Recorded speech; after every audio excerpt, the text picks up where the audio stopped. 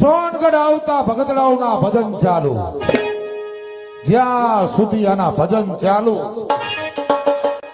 ત્યાં સુધી ત્રણ વસ્તુની ચોરી કરવામાં નહીં થાવ.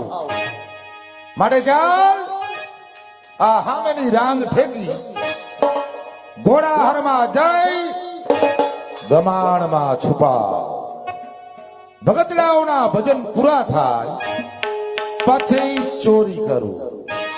તોરી ઘોડી, તોરી તલવાર, તોરા દે ના, આ ત્રણ વસ્તુની ચોરી કરવી